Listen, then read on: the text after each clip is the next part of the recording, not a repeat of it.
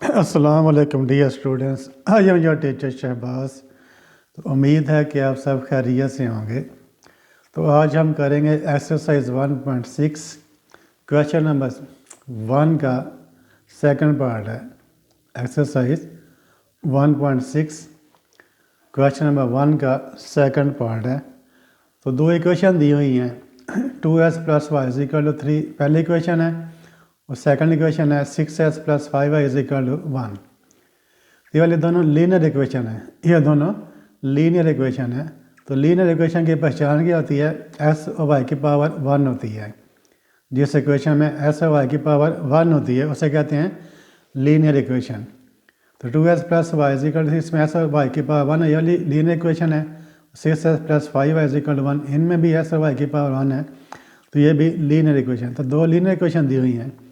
तो जब दो इक्वेशन दी होती हैं तो उसे हम कहते हैं सिस्टम ऑफ लीनियर इक्वेशन। जब आपको दो लीनियर इक्वेशन दी हुई हैं तो उसे हम क्या कहते हैं? System of linear equations. तो ये सिस्टम ऑफ लीनियर इक्वेशन है, इसका हमने सॉल्व करना है दो तरीक़ों से। पहला तरीका क्या है? बाई मैट्रिक्स इन्वर्स मेथड, यानी इन्वर्स फाइंड करके इसको सॉल्व करना है। और दूसरा तरीका क्या है? By Cramer rule. तो ये सिस्टम ऑफ इक्वेशन को हमने दो तरीक़ों से सॉल्व करना है, बाई मैट्रिक्स इन्वर्जन मेथड और फिर बाई क्रैमर रूल। तो पहले इसको हम करते हैं बाई मैट्रिक्स इन्वर्जन मेथड, पहले इसको करते हैं बाई मैट्रिक्स इन्वर्जन मेथड। तो सबसे पहले आपने क्या करना है, जो इक्वेशन दी हुई हैं इन दोनों को आपने लिख लेना इन मैट्रिक्स फॉर्म। यहाँ से आपने मैट्रिक्स इक्वेशन बना लेनी है। ये दो इक्वेशन दी हैं, यहाँ से आपने क्या करना है? मैट्रिक्स इक्वेशन बना लेनी है। तो जब मैट्रिक्स इक्वेशन बनाते हैं तो फिर तीन मैट्रिक्स बन जाते हैं। जब भी आपने मैट्रिक्स इक्वेशन बनाने फिर आपके पास तीन मैट्रिक्स आ जाएंगे, दो मैट्रिक्स लेफ्ट हैंड साइड के ऊपर और तीसरा मैट्रिक्स राइट हैंड साइड के ऊपर। तो ये पहला मैट्रिक्स है, इसे कहते हैं मैट्रिक्स ऑफ कोएफिशिएंट्स। पहले के मैट्रिक्स क्या कहते हैं? Matrix of coefficients.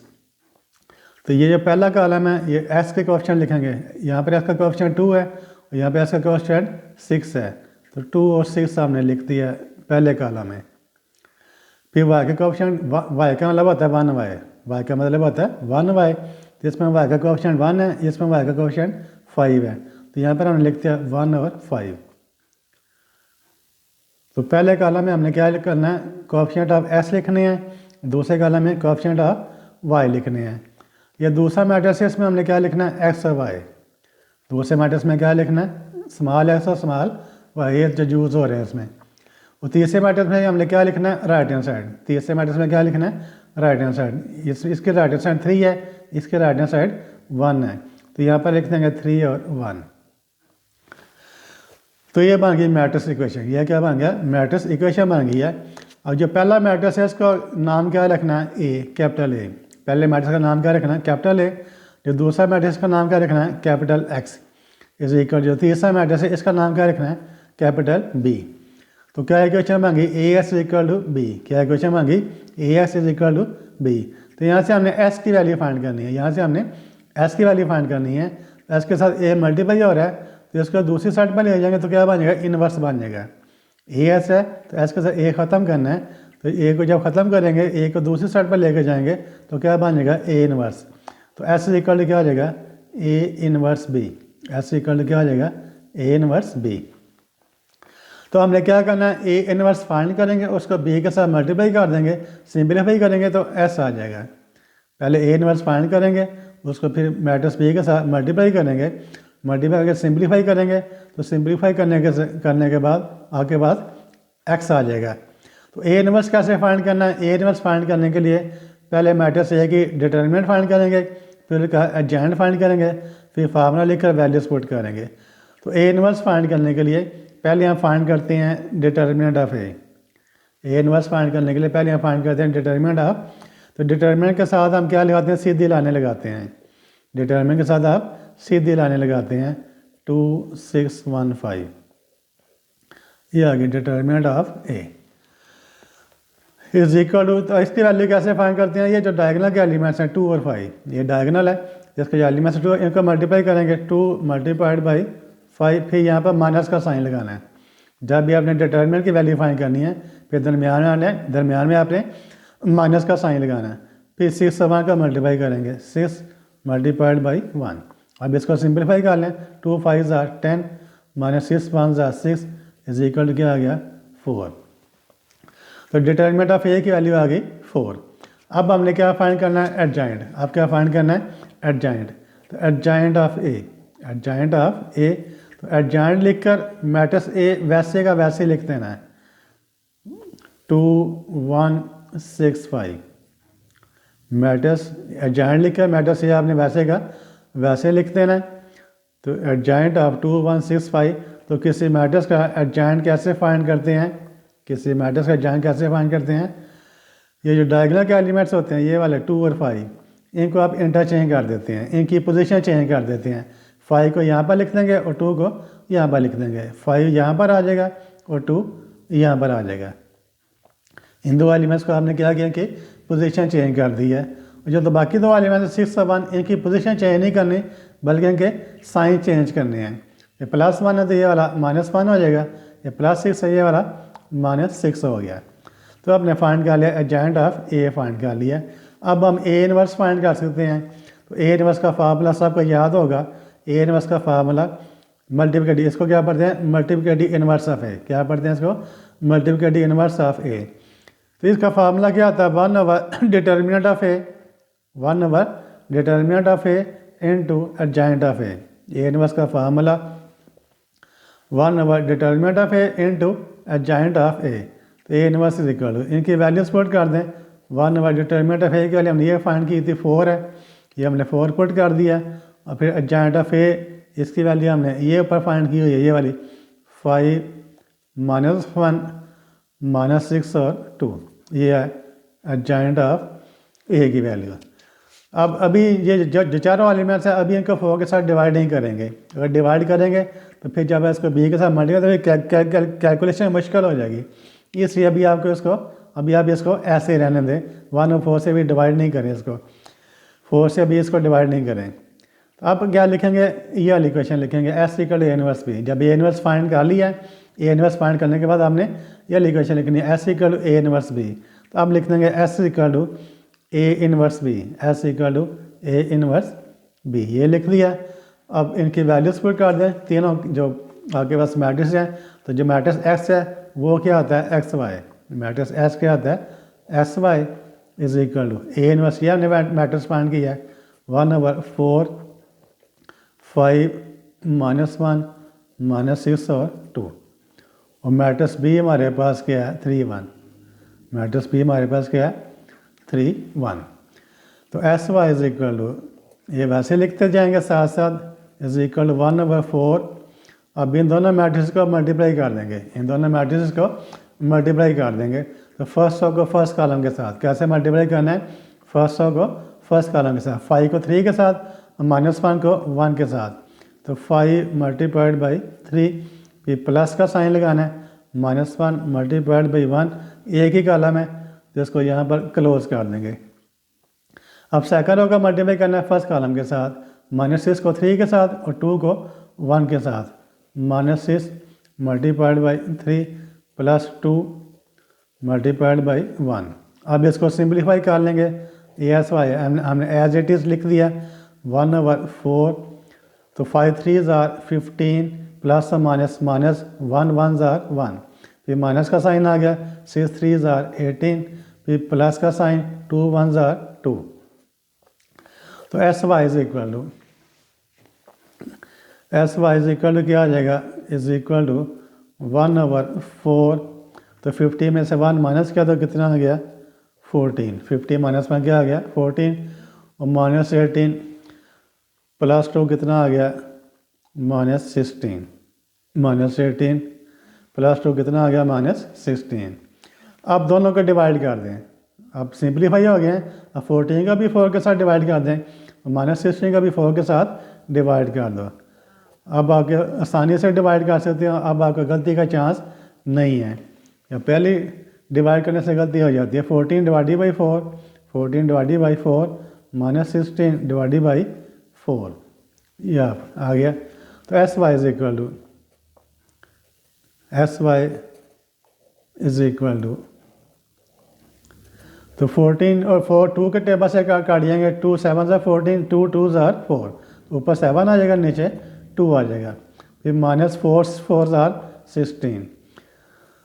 तो दो मैट्रिक्स इक्वल हैं, जब दो मैट्रिक्स इक्वल होते हैं उसका क्या मतलब होता है, उनकी कॉरस्पॉन्डिंग एंटीज इक्वल हैं। जब दो मैट्रिक्स इक्वल हों तो उसका क्या मतलब होता है, उनकी कॉरस्पॉन्डिंग एंटीज इक्वल हैं। एस इज इक्वल टू क्या आ जाएगा 7/2, एस इक्वल टू क्या आ जाएगा 7/2, वाई इज इक्वल टू क्या आ जाएगा -4। तो एस की वैल्यू आ गई 7/2, वाई की वैल्यू आ गई -4। तो ये आपका आंसर आ गया। अब इसको आप अपनी तसल्ली के लिए चेक कर लें एक्स और वाई की आपने जो वैल्यूज़ फाइंड की हैं ये दुरुस्त हैं या नहीं हैं। एक्स और वाई की आपने जो वैल्यूज़ फाइंड की हैं ये दुरुस्त हैं या नहीं हैं। तो उसका क्या तरीका है चेक करने का। चेक करने के लिए जो आपका इक्वेशन दी हुई है, ये equation 2x + y = 3, 2x + y = 3, ये वाली इक्वेशन दी हुई है, ये चेक करना है हमने। ये अपनी तसल्ली के लिए चेक करना है, ये सोल्यूशन का ऐसा नहीं है, ये वाला सोल्यूशन का ऐसा नहीं है, बल्कि अपनी तसल्ली के लिए चेक करना है। तो एस को क्या पुट कर दो, एस इक्वल पुट कर दो 7/2, एस को पुट कर दो 7/2 और वाई को पुट कर दो -4। तो 2s से 2 वैसे लिख देंगे और एस के बजाय क्या लिख देंगे 7/2। 2x 2 वैसे लिख दिया और एस की वैल्यू क्या लगा दी 7/2 प्लस वाई की वैल्यू क्या है -4 इज इक्वल टू 4। ये 2 से कट गया तो बाकी 7 रह गया, प्लस और माइनस हो गया, -4 इज इक्वल टू 3 है, इज इक्वल टू 3। तो 2 से कट गया, ये 7 आ गया, प्लस और माइनस हो गया, -4 इज इक्वल टू 3। तो 7 - 4 क्या आ गया 3, तो 3 इज इक्वल टू 3। ये ट्रू आ गया, ये क्या आ गया ट्रू है। इसका मतलब कि हमने एस और वाई की जो वैल्यूज फाइंड की हैं वो हमने ठीक फाइंड की हैं। इसका जो दूसरी क्वेश्चन है उसमें भी लिख के चेक कर सकते हैं। 6x + 5y is equal to 1, 6x + 5y is equal to 1। तो 6 वैसे लिख दिया, एस की वैल्यू क्या है 7/2, प्लस वाई वैसे लिख दिया, वाई की वैल्यू क्या है -4 इज इक्वल टू 1। तो 2 3 = 6, क्या हो जाएगा 2 3 = 6 और 3 7 = 21, प्लस और माइनस हो गया, 5 4 = 20 इज इक्वल टू 1। तो 21 - 20 क्या होगा 1 इज इक्वल टू 1। तो ये भी ट्रू है, 1 के इक्वल होता है। तो ये हमारी तसल्ली हो गई है कि हमने एस और वाई की जो वैल्यूज़ फाइंड की थी वो हमने ठीक फाइंड की थी। इसका जो हमारा आंसर है वो दुरुस्त है। तो ये जो काम करना है, जो चेक वाला काम करना है, ये सिर्फ आपने अपनी तसल्ली के लिए करना है कि हमने जो काम किया है वो ठीक किया है या गलत किया है, ये सोचने का ऐसा नहीं है। तो हमने क्या किया था, जो फर्स्ट पार्ट क्वेश्चन नंबर 1 का जो सेकंड पार्ट था उसे हमने किया बाई मैट्रिक्स इन्वर्जन मेथड, उसका हमने किया बाई मैट्रिक्स इन्वर्जन मेथड। अब इसी को हम करते हैं बाई क्रैमर रूल। इसी क्वेश्चन नंबर 1 का जो सेकंड पार्ट है 2s + y = 3, 6s + 5 = 1, इसका हमने पहले इन्वर्स मेथड से किया है। अब इसी को हम करते हैं बाई क्रैमर रूल। इसी क्वेश्चन को हम करते हैं बाई क्रैमर रूल। तो क्रैमर रूल में उसी तरह करना है, पहले इन दोनों जो इक्वेशन हैं सिस्टम ऑफ लीनियर इक्वेशन, इसका हमने क्या करना है, एक की मैट्रिक्स फॉर्म बना लेनी है इन मैट्रिक्स फॉर्म। तो मैट्रिक्स क्या बनेगी 2 6, पहला कॉलम आ गया, फिर 1 5 दूसरा कॉलम, फिर दूसरे मैट्रिक्स में X Y is equal to right hand side 3 और 1। तो पहला मैट्रिक्स ए, दूसरा मैट्रिक्स एस और तीसरा मैट्रिक्स बी। अब क्रैमर रूल में इनवर्स फाइंड नहीं करते, क्रैमर रूल में इनवर्स फाइंड नहीं करते, बल्कि 3 मैट्रिक्स लिखते हैं। तो पहला मैट्रिक्स ए हमारे पास ये वाला 2 6 1 5, ये पहला मैट्रिक्स ए है। दूसरा मैट्रिक्स आपने क्या लिखना है ए एक्स, दूसरा मैट्रिक्स क्या लिखना है ए एक्स। तो ए एक्स कैसे लिखना है, जो पहला कॉलम है इसको आपने रिप्लेस कर देना है बी के साथ। ए एस लिखने के लिए, मैट्रिक्स ए एस लिखने के लिए जो मैट्रिक्स ए का जो पहला कॉलम है 2 6, इसको आपने रिप्लेस कर देना है किसके साथ, मैट्रिक्स बी के साथ। मैट्रिक्स बी क्या है 3 1, मैट्रिक्स बी क्या है 3 1। तो 2 6 के बजाय क्या लिख देंगे 3 1, 2 6 के बजाय क्या लिख देना 3 1 और 1 5 वैसे ही आ जाएगा, 1 5 वैसे ही आ जाएगा। तो मैट्रिक्स ए दिया हुआ है, तो मैट्रिक्स यहाँ से हम मैट्रिक्स ए एस लिखेंगे। तो मैट्रिक्स ए एस लिखना क्या तरीका है, जो पहला कॉलम है एक्स वाला 2 6, इसको रिप्लेस कर देना 3 1 के साथ और दूसरा कॉलम आपने वैसे लिख देना है। उसके बाद मैट्रिक्स ए, तीसरा मैट्रिक्स लिखना है ए वाई, तीसरा मैट्रिक्स क्या लिखना है ए वाई। तो ए वाई कैसे लिखना है, जो मैट्रिक्स ए है इसका पहला कॉलम वैसे लिख देना है, जो दूसरा कॉलम है 1 5 इसको रिप्लेस कर देना बी के साथ, इसको रिप्लेस कर देना बी के साथ 3 1। तो ए एस में जो पहला कॉलम है वो उसको रिप्लेस करना बी के साथ ए वाई में जो दूसरा कॉलम है उसका रिप्लेस करना है बी के साथ। अब आपके पास 3 मैट्रिक्स आ गए हैं, ए एस और ए वाई। अब इन तीनों मैट्रिक्स की डिटर्मिनेंट फाइंड करेंगे। क्रैमर रूल में इन तीनों मैट्रिक्स की डिटर्मिनेंट फाइंड करेंगे, determinant of A, determinant of A S और डिटर्मिनेंट ऑफ ए वाई।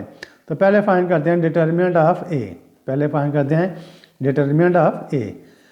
तो डिटर्मिनेंट में आपने क्या इख्तियार करनी है, जो सीधी लाइनें लगानी है। डिटर्मिनेंट में आपने सीधी लाइनें लगानी है। डिटर्मिनेंट ऑफ ए 2 1 6 5। तो कैसे फाइंड करते हैं, ये जो डायगोनल के एलिमेंट्स है इनको मल्टीप्लाई करना है। 2 का मल्टीप्लाई करना है 5 के साथ, फिर माइनस का साइन, 6 का मल्टीप्लाई करना है 1 के साथ। तो इज इक्वल टू क्या हो जाएगा, 2 5 10 माइनस 6 1 6 इज इक्वल टू 4। तो डिटर्मिनेंट ऑफ ए की वैल्यू आ गई 4। अब फाइंड करेंगे डिटर्मिनेंट ऑफ ए एस। अब फाइंड करना है determinant of A x. A x के वाला मैट्रिक्स है 3 1 1 5 3 1 1 5 इज इक्वल टू, तो 3 को 5 के साथ मल्टीप्लाई करना है, 3 मल्टीप्लाइड बाई 5, फिर माइनस का साइन, 1 को 1 के साथ मल्टीप्लाई करना है, 1 मल्टीप्लाइड बाई 1। तो 3 5 15, तो 1 टाइम्स 1 इज इक्वल टू 1। तो 50 माइनस 1 कितना आ गया 14। 50 माइनस 1 इज इक्वल टू क्या आ गया 14। अब फाइंड करेंगे डिटर्मिनेंट ऑफ ए वाई। अब फाइंड करना है determinant of A Y. A Y वाला मैट्रिक्स है 2 3 6 1। तो 2 3 6 1। तो 2 को 1 के साथ मल्टीप्लाई करेंगे, 2 टाइम्स 1, फिर 6 को 3 माइनस का साइन लगा कर 6 को 3 के साथ मल्टीप्लाई करेंगे। तो 2 1 2 माइनस 6 3 18। 2 1 2 माइनस 6 3 18। तो इक्वल टू क्या आ जाएगा, 2 माइनस 18 कितना आ जाएगा माइनस 16।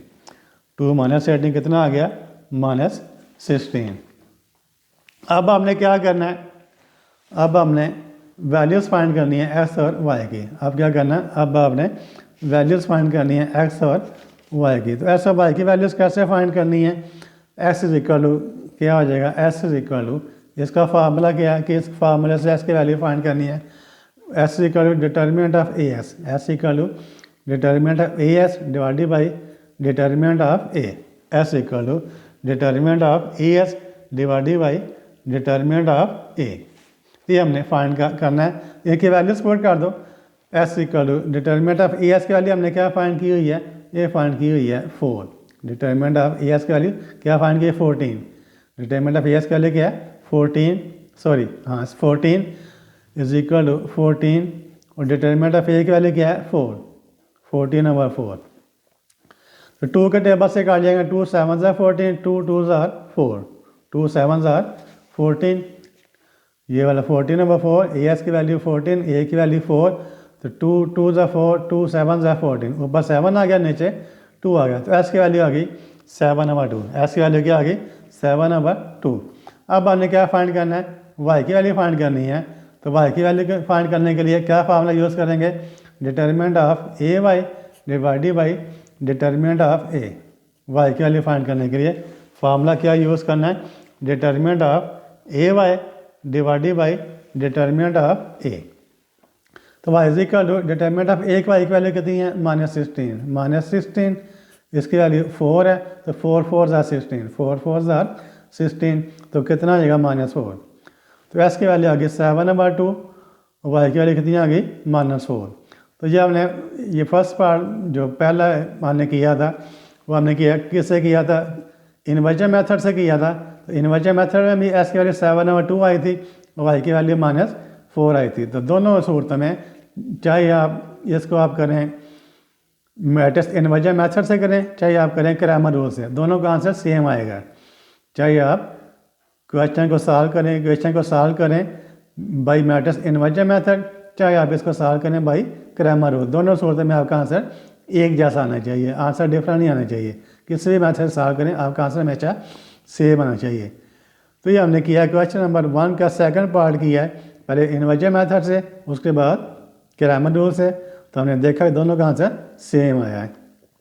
तो आज के लिए इतना ही। तो नेक्स्ट वीडियो में करेंगे क्वेश्चन नंबर 1 का थर्ड पार्ट। तब तक के लिए अल्लाह हाफिज़।